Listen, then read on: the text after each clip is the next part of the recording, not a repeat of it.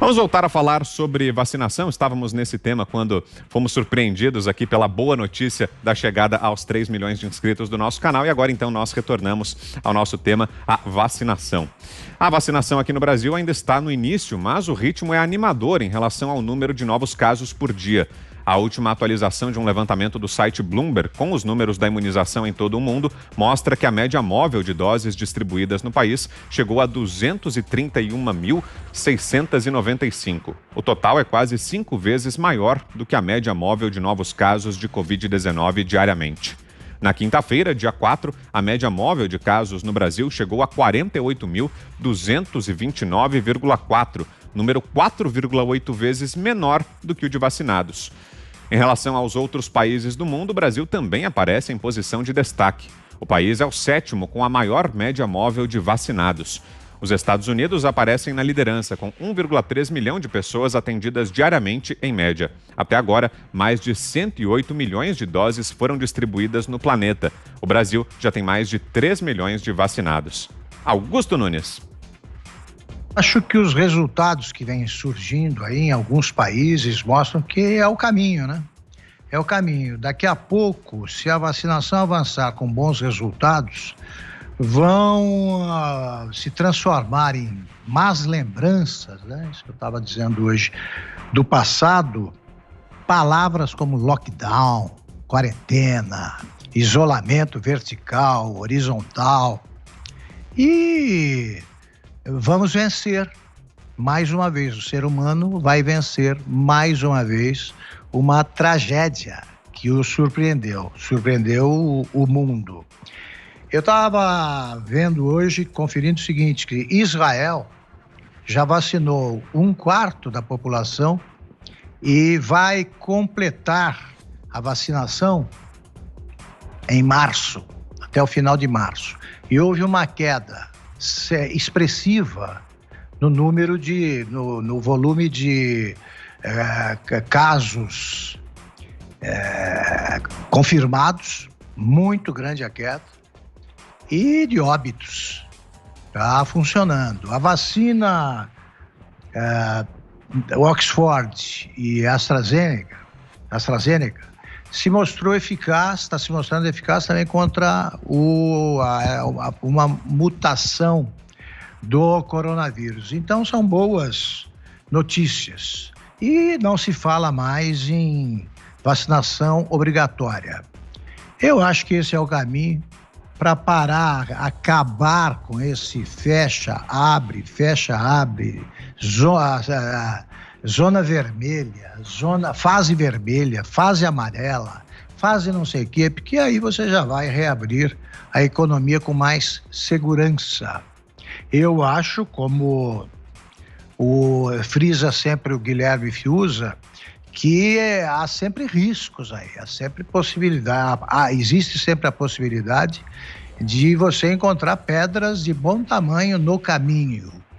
Mas eu acho que é um risco aí que a humanidade corre para tentar escapar do vírus que já dura muito tempo e que não tem sido enfrentado com competência pelas autoridades. Nenhuma soube enfrentar o coronavírus. Então, se há queda nos casos e nos óbitos com a vacina, que se vacine o mais rapidamente possível a população brasileira que quer vacinar-se.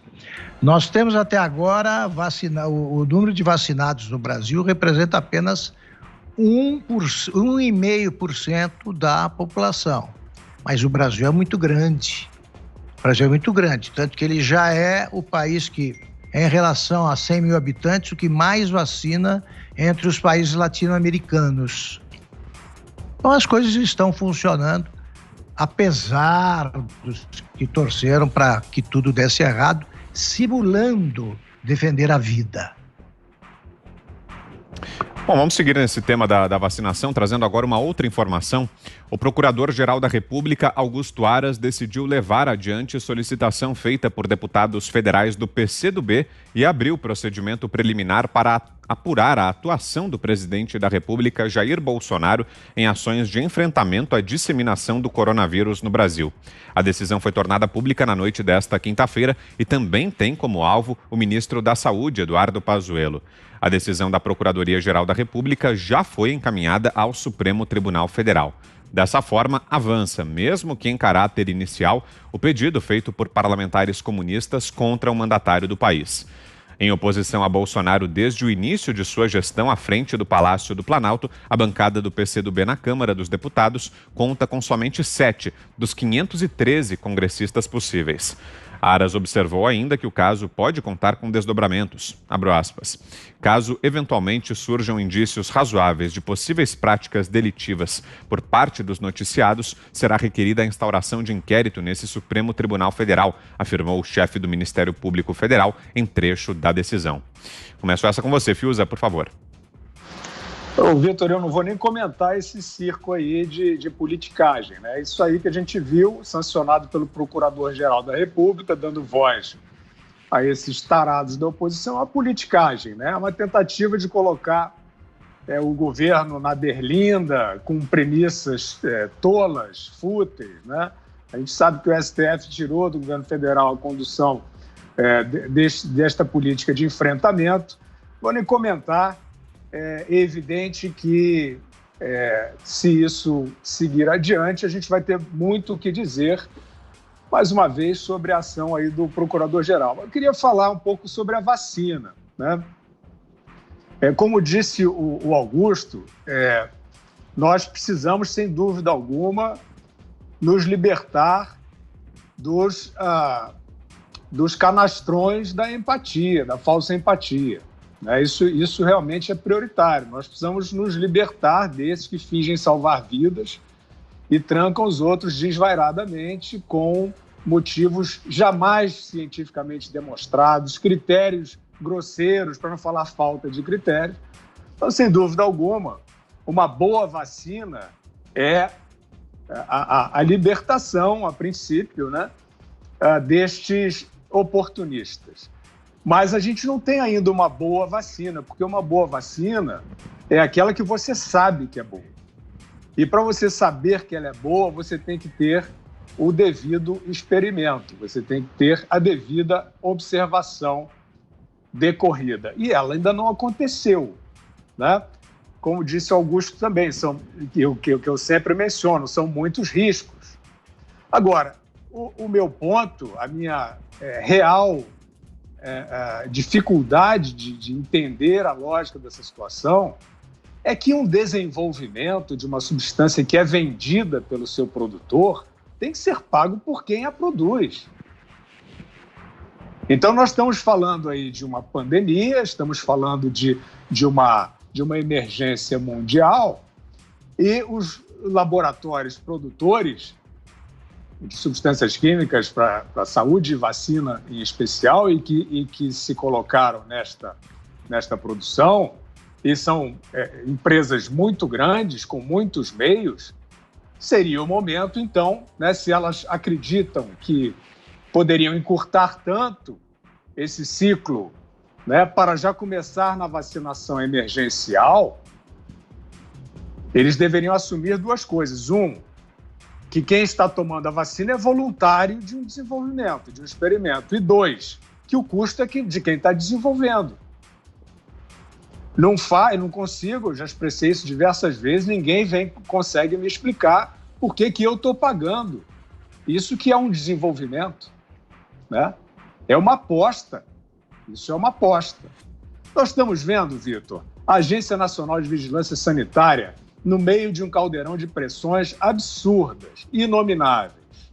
Nós estamos vendo de todos os lados autoridades tentando fazer com que a Anvisa aprove, dê os seus certificados na base do empurrão, na base do tranco. E, na minha opinião, ela já deu.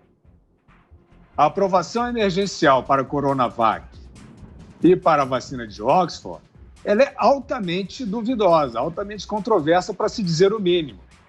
Está lavrado pela Anvisa. Nenhum dos dois estudos tem número suficiente de idosos para constatar eficácia e segurança desse imunizante.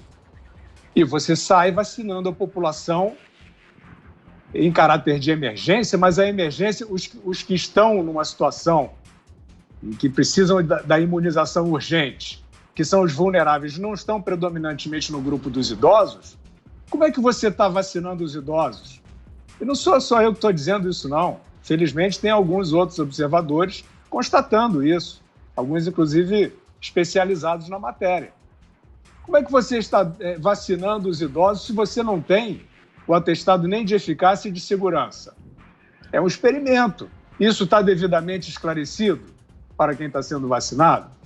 Então, a minha preocupação é a seguinte: para sabermos se estas substâncias têm o requisito necessário de eficácia na imunização e de segurança contra reações adversas, vai ser preciso decorrer mais tempo.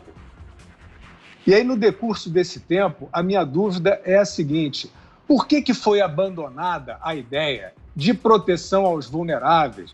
Toda essa parafernália, essa suposta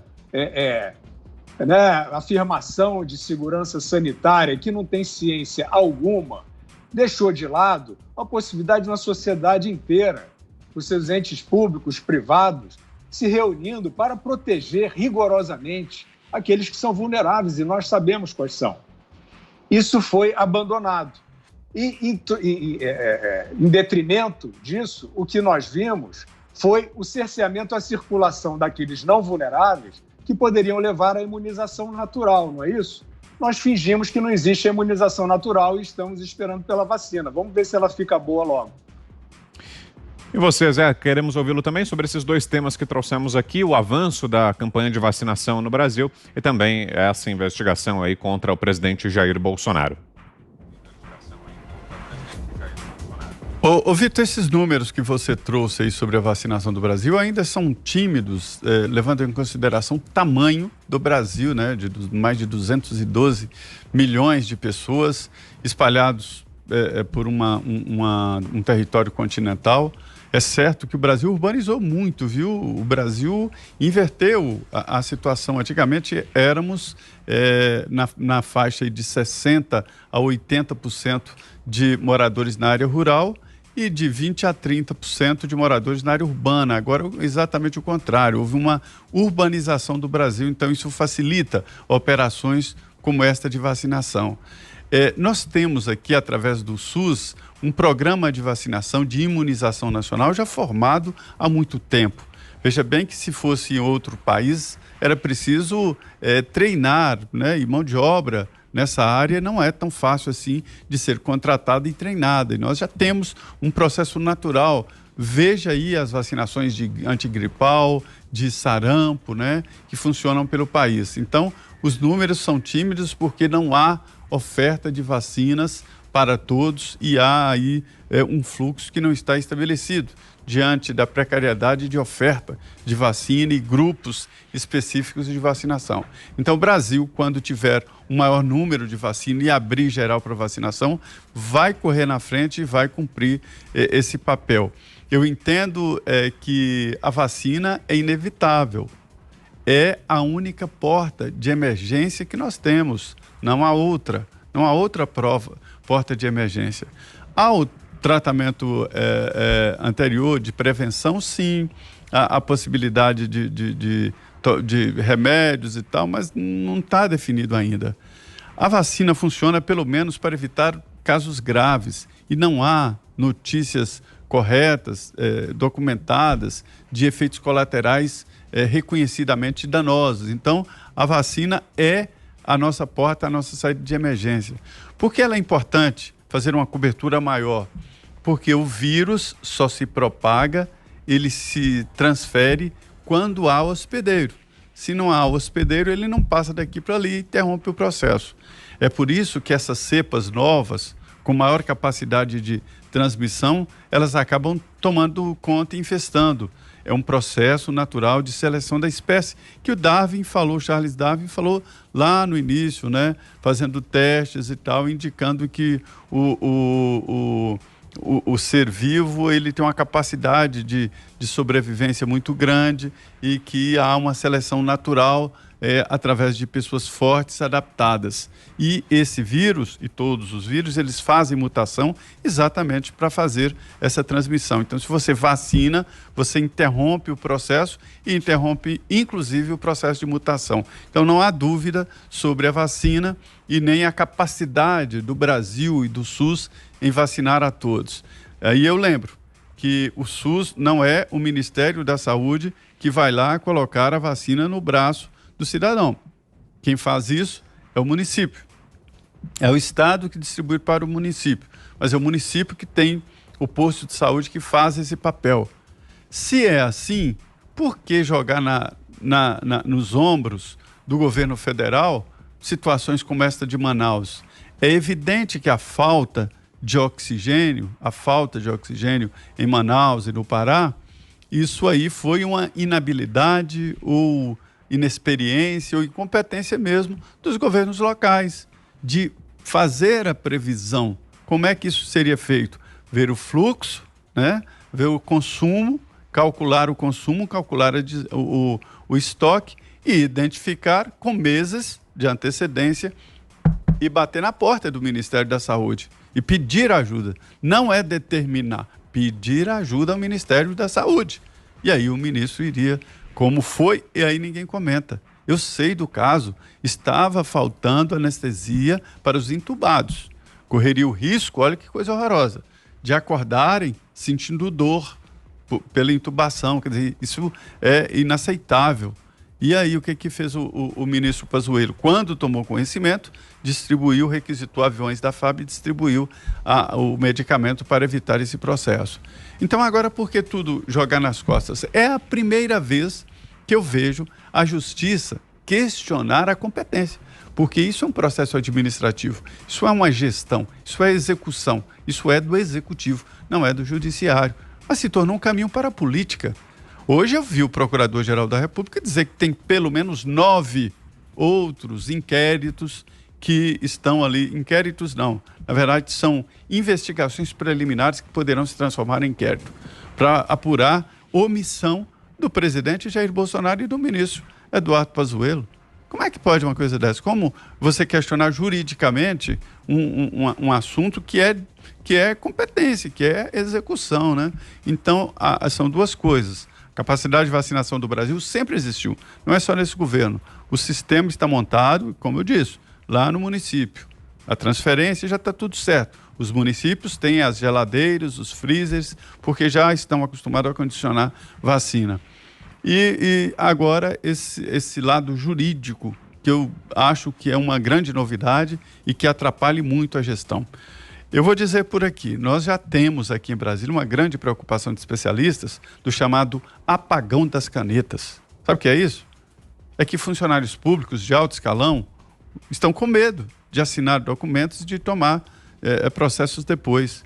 Isso significa possibilidade de paralisação em alguns setores do governo federal.